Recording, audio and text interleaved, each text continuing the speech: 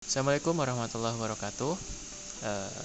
Kembali lagi dengan kami yaitu Asif Hidayat dan Yunaidi Kristono Sehari dari kelas IF 18E. Kali ini kami akan menjelaskan tentang USB port dari mata kuliah Elektronika Dasar. Oke, pertama, USB port ini adalah port yang sangat diandalkan saat ini. Dengan bentuknya yang kecil dan kecepatan datanya yang tinggi, kita dapat menghubungkan hingga 127 produk USB dalam satu komputer. USB versi 1.1 mendukung dua kecepatan, yaitu mode kecepatan penuh 12 megabits per second dan kecepatan rendah 1,5 megabits per second. USB 2 mempunyai kecepatan 480 megabits per second yang dikenal sebagai mode kecepatan tinggi. Saat ini, transfer data menggunakan port USB sudah semakin marak. Port USB menjadi pilihan utama karena ukuran yang ringkas dan kecepatan transfer yang cukup besar.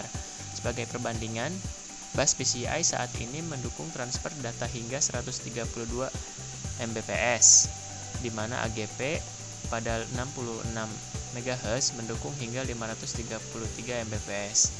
AGP dapat melakukan ini karena kemampuannya untuk mentransfer data pada ujung naik dan turun dekat 66 MHz. Ada dua macam konektor USB, yaitu konektor A untuk hubungan ke host dan konektor B untuk hubungan ke peranti USB. Secara fisik dapat dibedakan dengan mudah untuk menghindari kesalahan pemasangan. Untuk menghubungkan lebih luas, seperti menghubungkan ke peranti berukuran kecil layaknya seperti handphone, PDA dan sebagainya, dibuat untuk konektor mini A dan mini B. Mini A dan mini AB. Semua jenis konektor USB dihubungkan dengan 4 kabel sebagaimana tabel berikut di bawah ini. Ya, bisa dilihat di sini konektor jenis A dan konektor jenis B. Dan ini untuk tabel pengkabelan USB, yaitu nomor pin 1 warna kabelnya merah, fungsinya itu untuk VCC. Kemudian pin 2 warnanya putih untuk D-, 3 itu hijau, D+, data plus, dan 4 untuk warna hitam yaitu berfungsi untuk ground. Dan untuk selanjutnya akan dijelaskan oleh rekan saya yaitu Yunaidi. Pada saudara Yunaidi saya persilahkan. Selanjutnya adalah fungsi USB. Suatu piranti USB dapat dikatakan sebagai sebuah alat transceiver atau pengirim sekaligus penerima, baik host maupun USB itu sendiri. Sebuah istilah baru diperkenalkan, yakni USB function, yang maksudnya adalah peralatan USB yang memiliki kemampuan khusus seperti printer, scanner, modem, dan yang lainnya. Data dikirim secara serial, maka piranti USB harus mampu menangani gelombang kontinu. Gelombang ini dihubungkan langsung ke pin data USB dari sebuah sumber tegangan dengan impedansi output 39 watt. Sumber tegangan rangkaian terbuka untuk keperluan ini ada pada kemungkinan terburuk dari adanya overshoot dan undershoot. Pada koneksi USB dengan kecepatan 12 MHz digunakan kabel twist pair yang terlindung dengan impedansi 90 watt kurang lebih 15% dan delay maksimumnya 26 nanosecond.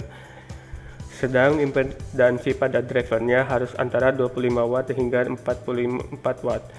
Jika diukur arus yang masuk dan keluar piranti USB versi 1,1 tidak boleh melebihi 10,71 VOH mA.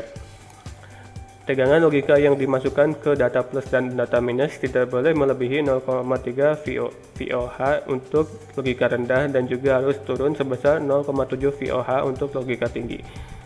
Karena ada piranti USB yang berkomunikasi pada kecepatan rendah 1,5 MHz, maka kombinasi kabel dan piranti USB harus mengandung kapasitas tunggal dengan nilai 200 picofarad hingga 450 picofarad di pin D+ dan pin data minus. Penambahan delay pada kabel kecepatan rendah harus kurang dari 18 nanosecond. Data sinyal yang naik turun diukur dari 10% hingga 90% dari sinyal. Dengan toleransi 10%, waktu untuk ini dari 4 nanosecond hingga 20 nanosecond, tergantung kecepatan USB yang digunakan. Baiklah, cukup sekian presentasi dari saya. Mohon maaf apabila ada kekurangan dan salah kata. Sekian dan wassalamualaikum warahmatullahi wabarakatuh.